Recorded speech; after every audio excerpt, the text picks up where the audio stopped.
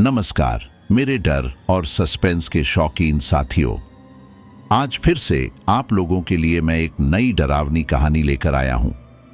दोस्तों, आप हमारे वीडियो देखकर डरते भी हैं और पसंद भी करते हैं, लेकिन फिर भी आप में से कई लोग हमारे चैनल को सब्सक्राइब नहीं करते।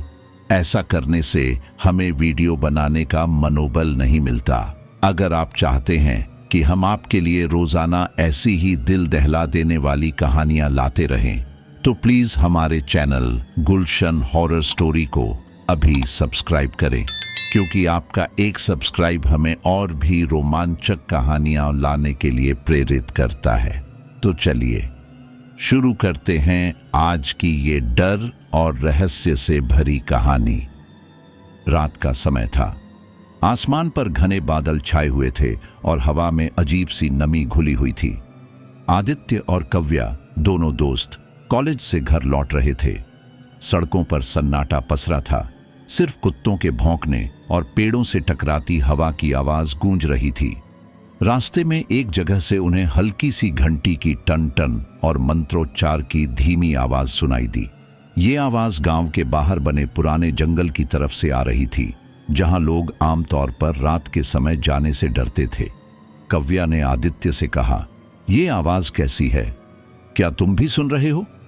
आदित्य ने सिर हिलाया और जिज्ञासा में बोला, "हाँ, चलो देखते हैं।" जैसे जैसे वो जंगल की तरफ बढ़ने लगे, हवा और ठंडी और भारी लगने लगी। पत्तियों की सरसराहट के बीच वो मंत्रोच्चार साफ साफ सुनाई देने लगा। पेड़ों की परछाइयां इतनी घनी थीं कि चांद की रोशनी भी मुश्किल से भीतर झांक पा रही थी। अचानक उन्हें सामने एक टूटा हुआ शिवालय दिखाई दिया, जिसकी दीवारों पर काई और अंधकार फैला था। शिवालय के भीतर झिलमिलाती आग की लपटें और धुएं के गुब्बार से माहौल और भयानक हो गया। जिज्ञासा और डर से कांपते हुए दोनों धीरे धीरे मंदिर के अंदर झांकने लगे। अंदर का दृश्य देखकर उनके पैरों तले जमीन खिसक गई।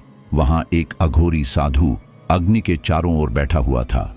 उसके चारों ओर सफेद राख बिखरी थी और राख के बीच में कई मानव खोपड़ियां और हड्डियां पड़ी थीं। साधु की आंखें खून जैसी लाल चमक रही थीं और उसके मुंह से निकलने वाले मंत्र गहरी गूंज पैदा कर रहे थे। उसका स्वर इतना भयानक था कि लगता था मानो पूरा जंगल कांप रहा हो। आदित्य और कव्या ने एक दूसरे की तरफ देखा और उनके दिल की धड़कनें तेज हो गईं। कव्या ने धीरे से फुसफुसाया, "हमें यहां से चलना चाहिए, ये जगह सुरक्षित नहीं है।" लेकिन उसी वक्त साधु ने अचानक मंत्रोच्चार बंद कर दिया। उसकी गर्दन धीरे धीरे घूमी और उसकी नजर सीधे आदित्य और कव्या पर आ टिकी। उसकी मुस्कान डरावनी थी, जैसे उसने पहले ही जान लिया हो कि कोई उसके अनुष्ठान को देख रहा है। उसके होठों से बस इतना निकला, "तो तुम आ ही गए।" साधु की नजर जैसे ही आदित्य और कव्या पर पड़ी, दोनों के रोंगटे खड़े हो गए। उसका चेहरा क्रोध से विकृत हो गया और आंखें जलती हुई अंगारों जैसी लगने लगीं। शिवालय की आग अचानक और भड़क उठी, जैसे उसे साधु के गुस्से का जवाब मिल गया हो। साधु की गहरी भारी आवाज शिवालय की दीवारों से टकराकर गूंज उठी, "कौन है जो मेरी साधना में बाधा डालने आया है? क्या तुम दोनों को अपने जीवन से अधिक जिज्ञासा प्यारी है?" आदित्य ने कांपते स्वर में कहा, हमसे भूल हो गई महाराज। हम बस रास्ते से गुजर रहे थे, हमें जाने दीजिए।" कव्या की आंखों से डर साफ झलक रहा था। वह आदित्य का हाथ कसकर पकड़ चुकी थी, लेकिन उसकी उंगलियां ठंडी और पसीने से तर थीं। साधु की हंसी ने दोनों के दिलों की धड़कन और तेज कर दी। वह हंसी किसी इंसान की नहीं, बल्कि किसी और ही दुनिया की लग रही थी। साधु ने राख की मुट्ठी उठाई और उसे अपनी हथेली में मसलकर हवा में फेंक दिया। राख जैसे ही हवा में फैली, आदित्य और कव्या को अपने शरीर पर अजीब सा बोझ महसूस हुआ। उनके कानों में लगातार फुसफुसाहट गूंजने लगी, "तुम्हें मेरी साधना का हिस्सा बनना होगा, तुम्हारी आत्माएं अब मेरी होंगी।" साधु की आवाज अब उनके कानों में नहीं, बल्कि सीधे उनके दिमाग में उतर रही थी। कव्या चीख पड़ी, "हमें छोड़ दो, हमने कुछ नहीं किया।" लेकिन साधु की आंखों में दया का कोई भाव नहीं था। उसने और जोर से मंत्रोच्चार शुरू कर दिया। शिवालय की दीवारें कांपने लगीं दीपक अपने आप बुझ गए और अंदर का वातावरण इतना भारी हो गया कि सांस लेना मुश्किल हो गया। आदित्य और कव्या ने भागने की कोशिश की, लेकिन उनके कदम जैसे जमीन से चिपक गए हों। साधु ने फिर कहा, अब तुम्हारे जीवन का हर पल मेरी छाया में रहेगा। नींद में, जागते में, हर जगह तुम मुझे देखोगे, मुझे सुनोगे। तुम्हारी आत्माएं अनंत काल तक मेरी साधना में भटकेंगी। इतना कहते ही उसने आखिरी बार राख दोनों पर फेंकी। अचानक से आदित्य और कव्या का शरीर हल्का हो गया और आंखों के सामने सब कुछ धुंधला होने लगा। जब उन्होंने होश संभाला तो वे शिवालय के बाहर पड़े थे। चारों तरफ सन्नाटा था, लेकिन उनके दिल पर साधु की बातें गहरी चोट कर चुकी थी। उस रात से उनके साथ अजीब अजीब घटनाएं शुरू हुईं। आदित्य को हर आईने में साधु की परछाई दिखाई देने लगी और कव्या के कानों में लगातार वही फुसफुसाहट सुनाई देती रही, तुम मेरी साधना का हिस्सा हो। दोनों समझ चुके थे कि यह साधारण श्राप नहीं, बल्कि एक अंधकारमय बंधन है जिससे बचना असंभव है। आदित्य और कव्या अब लगातार डर और बेचैनी में जी रहे थे। साधु का श्राप उन पर हर पल भारी पड़ रहा था। रात को सोते समय उनके कमरे की खिड़कियां अपने आप खुल जाती, आईनों में साधु की परछाई दिखती और कभी कभी अचानक धूप के समय भी कानों में वही भयानक फुसफुसाहट सुनाई देती, भागोगे कहां, अब तो तुम मेरे हो। उन दोनों की हालत ऐसी हो गई थी कि वे अपने ही साय से डरने लगे। आखिरकार उन्होंने सोचा कि साधु की असली कहानी जाननी ही होगी। अगले दिन वे गांव के सबसे बुजुर्ग आदमी दादाजी रामस्वरूप के पास गए। उनका घर गांव के कोने में था। चारों तरफ सूखे पेड़ और दीवारों पर जाले थे। जब आदित्य और कव्या ने उन्हें साधु के बारे में बताया तो रामस्वरूप दादाजी का चेहरा अचानक पीला पड़ गया। उनकी आंखें डर से फैल गईं। कुछ देर चुप रहने के बाद वे धीमे स्वर में बोले, तुम दोनों ने उस शापित शिवालय में कदम रख दिया। तुम नहीं जानते वहां कौन रहता है। रामस्वरूप ने कांपती आवाज में वो काला सच सुनाना शुरू किया। दशकों पहले गांव में एक साधु आया था। लोग उसे पहले एक संत समझते थे क्योंकि वह पूजा पाठ करता और गांव वालों की परेशानियां सुनता। लेकिन धीरे धीरे लोग नोटिस करने लगे कि गांव के बच्चे और नौजवान अचानक गायब होने लगे। रात को अजीब चीखें सुनाई देती और सुबह गांव के बाहर जंगल में खून से सनी राख और हड्डियां मिलती। आखिरकार एक दिन गांव वालों ने हिम्मत करके उसका पीछा किया और देखा कि वह साधु वास्तव में एक अघोरी तांत्रिक था। वह अपनी साधना के लिए गांव के लोगों की बलि चढ़ाता था। जब गांव वाले उसे पकड़ने पहुंचे तो साधु ने काले जादू से उनका सामना किया। कई लोग उसी वक्त तड़प तड़प कर मर गए, पर बाकी लोगों ने हिम्मत जुटाई और उसे आग में झोंक दिया। मरते समय साधु की चीखें पूरे जंगल में गूंज उठीं। उसने हाथ आकाश की ओर उठाकर श्राप दिया, मेरी साधना कभी नहीं रुकेगी। मैं लौटूंगा और तुम्हारे बच्चों की आत्माएं मेरी होंगी अनंत काल तक। इतना कहकर उसका शरीर राख में बदल गया, लेकिन उसकी आत्मा शिवालय में बंध गई। रामस्वरूप ने भारी सांस लेते हुए कहा, अब वही आत्मा तुम्हें श्राप दे चुकी है। उससे बचना आसान नहीं है। बहुत लोग उसकी छाया में फंसे और मारे गए। अब वो तुम दोनों के पीछे है और शायद अगली बलि तुम ही हो। ये सुनकर आदित्य और कव्या के पैरों तले जमीन खिसक गई। उन्हें अब साफ समझ में आ चुका था कि ये कोई साधारण आत्मा नहीं, बल्कि एक प्राचीन श्रापित अघोरी है जो अपनी साधना को अधूरा छोड़ने वाला नहीं है।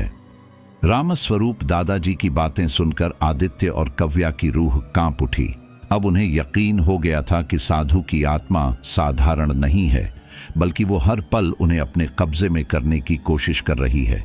लेकिन डरते डरते जीना अब नामुमकिन हो चुका था। दोनों ने तय किया कि अब इस खौफनाक साया से भागना नहीं, बल्कि उसका सामना करना होगा। दादाजी ने उन्हें चेतावनी दी, उससे लड़ना आसान नहीं है। उसके पास परलोक की शक्तियां हैं, लेकिन एक तरीका है। उन्होंने आदित्य और कव्या को बताया कि गांव में एक पुरानी पोथी छुपी है जिसमें साधु को बांधने का मंत्र लिखा है। यह पोथी कई सालों से शिवालय के पास दफन है, मगर उसे हासिल करना आसान नहीं, क्योंकि साधु उस जगह की रखवाली करता है। आधी रात को आदित्य और कव्या हिम्मत जुटाकर फिर उसी जंगल की ओर बढ़े। हवा में अजीब सी सीलन थी और हर तरफ भयानक सन्नाटा। उनके हर कदम पर लग रहा था जैसे कोई पीछे पीछे चल रहा हो। जब वे शिवालय पहुंचे तो अंदर अंधकार और भी गहरा था। अचानक शिवलिंग के पास रखी अग्नि अपने आप प्रज्वलित हो उठी। उसके उजाले में वही साधु प्रकट हो गया। उसकी लाल लाल आंखें अब और भी विकराल लग रही थीं। उसके चारों ओर धुंधली परछाइयां घूम रही थीं, मानो वो आत्माएं हों जो उसकी साधना में फंसी हुई थीं। साधु ने अपनी भारी आवाज में कहा, तुम दोनों फिर लौट आए। अब कोई मंत्र, कोई इंसान तुम्हें नहीं बचा सकता। तुम मेरे बन चुके हो। कव्या कांपते हुए बोली, हमें छोड़ दो, हम तुम्हें और परेशान नहीं करेंगे। लेकिन साधु जोर से हंसा। उसकी हंसी इतनी गहरी थी कि पूरा जंगल गूंज उठा। उसने हवा में हाथ लहराया और अचानक आदित्य और कव्या के चारों ओर काली राख का तूफान उठ खड़ा हुआ। उनके शरीर भारी हो गए, आंखें धुंधला गईं और ऐसा लगा जैसे उनकी सांसें थमने लगीं। आदित्य ने जमीन पर नजर दौड़ाई और उसे वही जगह दिखी जिसके बारे में दादाजी ने बताया था। उसने कांपते हाथों से मिट्टी खोदना शुरू किया। मिट्टी से धीरे धीरे एक पुरानी सड़ी गली पोथी बाहर आई। जैसे ही आदित्य ने पोथी उठाई, साधु जोर से चिल्लाया, नहीं, ये तुम्हारे हाथों में नहीं आ सकती। साधु ने हवा से राख का गोला बनाकर आदित्य की ओर फेंका, लेकिन कव्या ने हिम्मत करके पोथी को खोला। अंदर एक पन्ने पर लाल रंग से मंत्र लिखा था। कव्या कांपते स्वर में वह मंत्र पढ़ने लगी। उसके हर शब्द के साथ शिवालय की दीवारें कांपने लगी और साधु की आत्मा तड़पने लगी। उसकी चीखें जंगल में गूंज उठीं, रुको, ये मंत्र तुम्हें नहीं पढ़ना चाहिए, नहीं। लेकिन कव्या ने रुकना नहीं चाहा। आदित्य ने उसका हाथ थामकर साथ में मंत्र पढ़ा। आग की लपटें तेज हो गईं और साधु का शरीर धीरे धीरे धुंध में बदलने लगा। उसकी आंखों से खून के आंसू बहने लगे और उसकी चीखें इतनी दर्दनाक थीं कि आसमान भी कांप उठा। कव्या और आदित्य दोनों ने कांपती आवाज में आखिरी बार वह मंत्र पूरा किया। जैसे ही अंतिम शब्द निकला, शिवालय की दीवारें जोर से हिलीं और साधु की आत्मा आग की लपटों में घिरकर जमीन पर गिर पड़ी। उसकी विकराल आंखें बुझने लगीं और उसके चारों ओर घूमती हुई परछाइयां दर्दनाक चीखें मारते हुए धुंध में गायब हो गईं। कुछ ही क्षणों में सब कुछ शांत हो गया। शिवालय का वातावरण हल्का लगने लगा। आग अपने आप बुझ गई, हवा ठंडी हो गई और बाहर पक्षियों की आवाजें सुनाई देने लगीं। आदित्य और कव्या दोनों ने एक दूसरे को कसकर गले लगाया। उन्हें लगा जैसे उनका श्राप अब टूट चुका है। उन्होंने राहत की सांस ली और धीरे धीरे शिवालय से बाहर निकलने लगे। लेकिन जैसे ही वे बाहर पहुंचे, आदित्य ने महसूस किया कि उसकी जेब में कुछ भारी है। उसने हाथ डाला तो वहां वही पुरानी पोथी थी। हैरानी की बात यह थी कि उसने पोथी वहीं छोड़ दी थी। कव्या ने घबराकर कहा, ये कैसे? हमने तो इसे शिवालय में गिरा दिया था। दोनों के चेहरे पर डर साफ झलक रहा था। अचानक हवा में फिर वही गहरी हंसी गूंजी, वही साधु की आवाज जो अब और भी जहरीली लग रही थी। तुम्हें लगा तुम मुझे खत्म कर सकते हो, मैं कभी खत्म नहीं हो सकता। मेरा श्राप अनंत है। तुम सिर्फ मेरे अगले अध्याय की शुरुआत हो। कव्या के हाथ से पोथी अपने आप खुल गई और उसके पन्ने तेज हवा से खुद ब खुद पलटने लगे। हर पन्ने पर खून जैसे शब्द उभरने लगे, तुम अगली साधना का हिस्सा हो। आदित्य और कव्या ने डर से एक दूसरे की ओर देखा। उनकी आंखों में आंसू और चेहरे पर खौफ था। और तभी शिवालय के पीछे से वही काली राख का तूफान फिर उठने लगा। दोनों ने भागने की कोशिश की, लेकिन उनके कदम भारी हो चुके थे। अचानक आदित्य की आंखों में वही जलती हुई लाल चमक दिखाई देने लगी और कव्या की आवाज बदलकर साधु की आवाज जैसी हो गई। ऐसा लग रहा था जैसे साधु की आत्मा ने उन्हें धीरे धीरे अपने वश में कर लिया हो। जंगल का सन्नाटा एक बार फिर टूट गया, लेकिन इस बार उनकी चीखें उस सन्नाटे में समा गईं।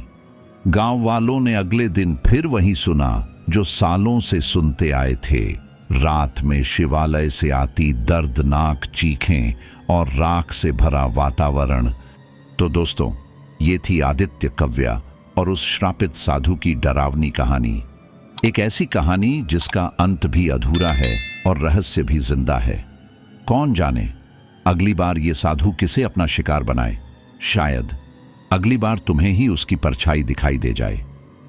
अगर आपको ये कहानी पसंद आई हो और आपने भी कहीं अपने कमरे में अजीब आवाजें सुनी हो या आईने में कुछ अनजाना चेहरा देखा हो तो कमेंट में जरूर बताइए। और हाँ दोस्तों, ऐसी ही दिल दहला देने वाली भूतिया कहानियां सुनने के लिए गुलशन हॉरर स्टोरी से जरूर जुड़ें। चैनल को सब्सक्राइब करना और घंटी का निशान दबाना बिल्कुल मत भूलिएगा।